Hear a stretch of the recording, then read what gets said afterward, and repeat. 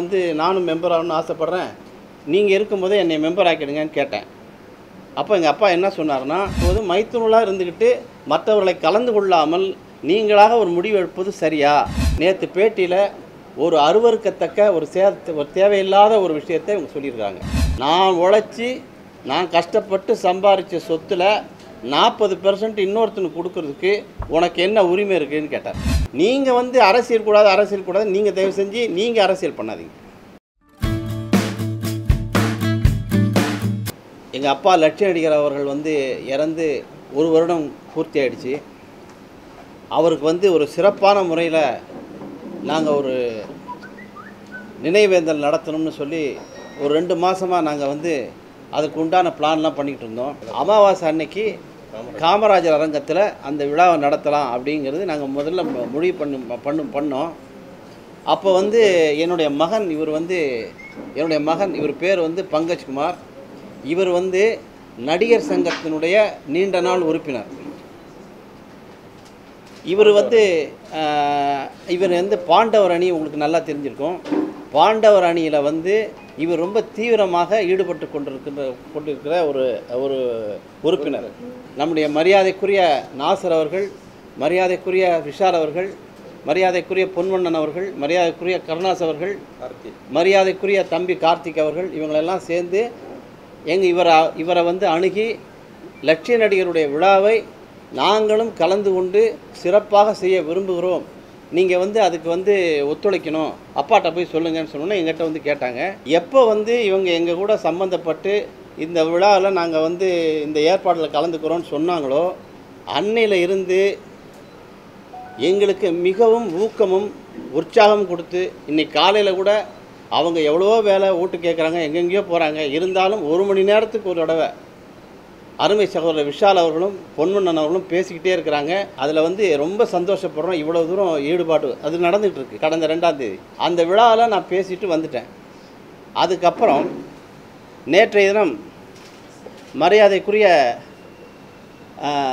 ராதிகா அவர்கள் வந்து ஒரு மீடியாவில் நேற்று பேசுகிறாங்க. நடுவில் ஒன்று சொல்கிறாங்க. என்ன சொல்கிறாங்க அப்படின்னா, என்னை பற்றி சொல்லும்போது யாரோ ஒருத்தரை வந்து மெம்பர் இல்லாத ஒருத்தரை மேடையில் பேச வைக்கிறாங்கன்னு சொல்லியிருக்கிறாங்க. நான் அந்த மேடையில் சொல்லும்போதே தெளிவாக சொன்னேன், நான் மெம்பர் இல்லை அப்படின்னு சொல்லிட்டு தான் மேடையில் நான் பேசினேன். நான் ஏன் மெம்பர் இல்லை அப்படிங்கிறதுக்கு உண்டான காரணத்தையும் நான் சொன்னேங்க. அதுக்கு உண்டான காரணத்தை மறுபடியும் நான் இங்கே சொல்கிறேன். நானும் சினிமா படங்களில் அந்த காலத்தில் நடிச்சிருக்கிறேன். நான் வந்து அந்த அரசியலுக்கு புரட்சி தலைவர் கட்சி ஆரம்பித்த போது நான் ஆர்வத்தோடு அங்கே போய்விட்டு, பிறகு வந்து எங்கள் அப்பா வந்து அந்த நேரத்தில் நடிகர் சங்கத்தினுடைய தலைவராக இருந்தார். அப்பாட்ட வந்து நான் ஒரு நாள் கேட்டேன், இந்த மாதிரிப்பா நானும் மெம்பர் ஆகணும்னு ஆசைப்பட்றேன், நீங்கள் இருக்கும்போதே என்னை மெம்பர் ஆக்கிடுங்கன்னு கேட்டேன். அப்போ எங்கள் அப்பா என்ன சொன்னார்னா, அதை நான் அந்த மேடையிலே நான் சொன்னேன். எங்கள் அப்பா என்ன சொன்னார்னா, நான் தலைவராக இருக்கும்போது உன்னை நான் மெம்பராக சேர்க்க முடியாது, அது முறையல்ல. நம்மெல்லாம் ஒரு குடும்பத்தில் இருக்கிறோம். ஒரு குடும்பத்தில் தலைவர் இருக்கும்போது மகனை சேர்த்தா நீ ஏற்கனவே பாலிடிக்ஸில் இருக்க, இங்கேயும் பாலிடிக்ஸ் ஆகிடும்னார். அது வந்து நாங்கள் சொல்லும்போது இது ஒரு தலைமையினுடைய பண்பு, அவர் சொன்னது முறையானது, அதனால் நான் மெம்பர் ஆகலை, அதனால தான் நான் மெம்பர் இல்லைங்கிற விஷயத்தை நான் சொல்லிவிட்டு, எப்படி வந்து ஒரு தலைவர் வந்து அப்பா வந்து தலைவராக இருந்து மகன் வந்து மெம்பராகக்கூடாதுன்னு சொல்கிறாங்களோ, அதே மாதிரி மரியாதைக்குரிய சரத்குமார் அவர்களும் என்னுடைய பள்ளி நண்பர், எனக்கு மிக மிக நெருங்கிய நண்பர் திரு ராதாரவி அவர்களும், நாங்கள் 2 பேரும் ஒன்றா படித்தோம். சின்ன வயசுலேருந்து ஒன்றா தான் படித்தோம். கடைசி வரைக்கும் இன்றைக்கி நெருங்கிய நண்பர்கள் தான். நான் வந்து நியாயமான விஷயத்தை அங்கே சொன்னேன். 2 பேரும் வந்து மைத்துனர்களாக இருக்கிறீங்க. அந்த மாதிரி இருக்கும்போது மைத்துனர்களாக இருந்துக்கிட்டு மற்றவர்களை கலந்து கொள்ளாமல் நீங்களாக ஒரு முடிவு எடுப்பது சரியா, அது தவறு இல்லையா அப்படின்னு நான் கேட்டது உண்மை. அதுக்கு வந்து நம்ம ராதிகா அம்மா வந்து இந்த மாதிரி யாரோ ஒருத்தர்னு சொல்கிறாங்க. நான் ராதிகா அம்மாவை நேராக கேட்குறேன், என்னை உங்களுக்கு தெரியாதா? ஏன் தேவையில்லாமல் மனசாட்சி இல்லாமல் ஏன் பேசுகிறீங்க? ராதிகாவுடைய அம்மா வந்து என்னுடைய அம்மாவும் நெருங்கிய நண்பர்கள். அவங்க அம்மா இப்போ இருக்கிறாங்க. ராதிகா அம்மா வந்து அவங்க அம்மாவை போய் கேட்டாலே தெரிஞ்சிடும்.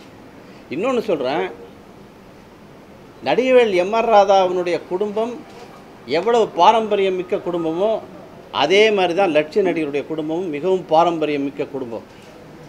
அதை நான் வலியுறுத்தி சொல்லிக்கிறேன். அது மட்டுமல்ல, இவங்க சொல்லும்போது நேற்று பேட்டியில் ஒரு அருவருக்கத்தக்க ஒரு தேவையில்லாத ஒரு விஷயத்தை இவங்க சொல்லியிருக்காங்க. என்ன சொல்லியிருக்காங்கன்னா, எஸ்எஸ்ஆர் குடும்பம் இரண்டாக பிரிந்து விட்டது அப்படி தலையில் அடிச்சுக்கிறாங்க. எஸ்எஸ்ஆர் குடும்பம் இரண்டாக பிரிந்து விட்டது, விஷால் பிரித்து விட்டார் அப்படின்னு சொல்கிறாங்க. எஸ்எஸ்ஆர் குடும்பம் எப்போ ரெண்டாக பிரிஞ்சது? அதுக்கப்புறம் சொல்கிறாங்க வந்து லாயர் நோட்டீஸ் அனுப்பிச்சிட்டாங்க அவங்களுக்கு அப்படின்றாங்க. லாயர் நோட்டீஸு யார் அனுப்பிச்சது, அதோடைய விவரங்களை சொல்லணும். உங்கள்கிட்ட எங்களுக்கே லாயர் நோட்டீஸ் இது வரைக்கும் வரல. உங்கள்கிட்ட இந்த நோட்டீஸ் இருந்தால் நீங்கள் காட்டுங்க. விஷால் வந்து அதை வந்து அதுக்கு காரணமாக இருந்துட்டாரோ நீங்கள் தயவு செஞ்சு சொல்லாதீங்க நினைக்கிறேன். இன்னொன்று சொல்கிறாங்க, இவர் வந்து மேடையில் பேசும்போது ஒரு நாடக விழா இல்லை, இது வந்து லட்சிய நடிகருடைய நினைவு விழா. இந்த லட்சிய நடிகருடைய நினைவு விழாவுக்கு நாங்கள் எல்லாருமே அழைக்கிறோம், உங்களையும் அழைக்கிறோம், நீங்களும் வாங்க. நாங்கள் வந்து அருமை சகோதரர் விஷாவினுடைய அந்த பாண்டவர் அணியை நாங்கள் முழுமையாக ஆதரிக்கிறோம். உண்மைதான். எங்கள் அப்பா சொன்னார், ஒரு 40 ஆண்டு காலம் பழைய தேட்டரை அதை இடித்து புதுசாக கட்டுற ஒரு நிலைமையில் அது இருக்குது. எங்கள் அப்பாவை போய் நாங்கள் கேட்டோம், அப்பா இந்த மாதிரிப்பா ஒரு பில்டர் வந்திருக்காரு, நீங்கள் வந்து 40% கேட்குறாரு, 40% அவருக்கு எடுத்துக்கிட்டாருன்னா மீதி 60% எங்களுக்கு நமக்கு தேட்டர் புது தேட்டர் கட்டி கொடுத்துருவார்ப்பா, என்னப்பா சொல்கிறீங்கன்னு எங்கள் அப்பாவை கேட்டோம். அப்போ எங்கள் அப்பா என்ன சொன்னார்னா, நான் உழைச்சி நான் கஷ்டப்பட்டு சம்பாதிச்ச சொத்தில் 40% இன்னொருத்தனுக்கு கொடுக்கறதுக்கு உனக்கு என்ன உரிமை இருக்குதுன்னு கேட்டார். ஏன்னா அவர் உழைச்சி சம்பாதிச்சவருடைய சொத்தினுடைய ஒரு பகுதி இன்னொருவருக்கு போக விரும்பாதவர். அவர் ஏற்கனவே நடிகர் சங்கத்தினுடைய தலைவராக இருந்தவர். அவருடைய விருப்பம் அது. தயவு செஞ்சு நீங்கள் 2 பேருமே வந்து மைத்துனராக இருந்துக்கிட்டு நீங்கள் எப்படி அதை செய்யலாம்? 40% நீங்கள் கொடுக்குறீங்க அப்படிங்கிறத எங்கள் அப்பா லட்சிய நடிகருக்கு விரும்பாத ஒன்றுங்க நாங்கள் அறிவித்தேன்.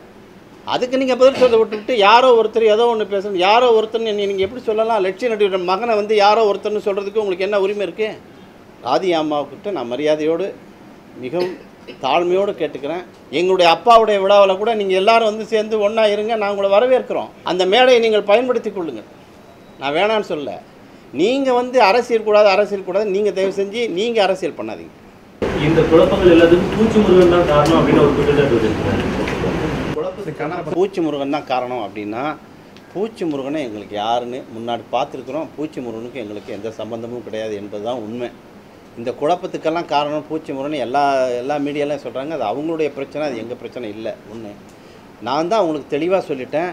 பாண்டவரணி தான் முதல்ல வந்து கேட்டாங்க, லட்சிய நடிகருடைய விழாவை உங்கள் கூட சேர்ந்து செய்கிறோன்னு கேட்டாங்க. நீங்கள் கேட்டிருந்தாலும் நாங்கள் ஒத்துக்கிட்டு இருக்கோம்.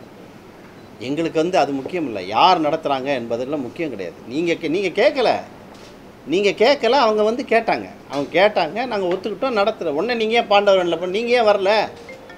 நீங்கள் வந்து கேட்டிருக்கலாமே, கேட்டிருந்தா நாங்கள் ஒத்துக்கிட்டு இருப்போமே. இன்றைக்கு லட்சிய நடிகரை பற்றி அவதூறாக நீங்கள் வந்து மீடியாவில் பேசும்போது, அன்றைக்கி லட்சிய நடிகருடைய விழா ஒன்று நடத்தணும், ஒரு ஆண்டு முடிஞ்சிருச்சு, அதை நடத்தணுங்கிற எண்ணம் உங்களுக்கு தோணலையே? சார், தமிழக முதல்வர் ரஜினி சார் இவங்களெல்லாம் நினைக்கிறேன், அது போனாக்கா அது பொதுவான மாதிரி வரும். ஆமாங்க, எல்லாருமே தான் நினைக்கிறோம். இன்னைக்கு காலையில் நான் பிரபு சாரை பார்த்து கூப்பிட்டேன். எல்லாரும் இதில் வந்து பாகுபாடு கிடையாதுங்க. எங்களை பொறுத்த வரைக்கும் பாகுபாடு கிடையாது. எங்களை பொறுத்த வரைக்கும் வந்து எல்லாரையும் தான் கூப்பிடுவோம், எல்லாரும் தான் வருவாங்க, எல்லாரும் வாழ்த்து சொல்லுவாங்க, எல்லாருமே நடத்து. இதுக்கும் அதுக்கும் சம்மந்தம் கிடையாது. 24ஆம் தேதி மறைந்தவருக்கு 12ஆம் தேதி நினைவு கூட்டம் நடத்துறது தேர்தலுக்கு முன்னாடி பொலிட்டிக்கல் 24ஆம் தேதி மணிமண்டபம் எஸ்எஸ்ஆர் பிறந்த சேடப்பட்டி அதில் வந்து அங்கே மணிமண்டபம், அதுக்குண்டான வேலைகள் நடந்துக்கிட்டு இருக்குது, அங்கே நடத்துகிறோம்.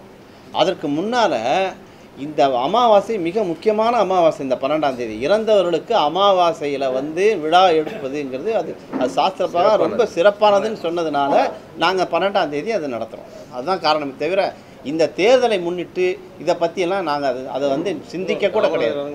என்ன தீர்வு வரும்னு நினைக்கிறீங்க? 2 அணியாக மோதுறாங்க, பில்டிங் தான் முக்கியமான விஷயமா இருக்குது. இதனுடைய கருத்து வந்து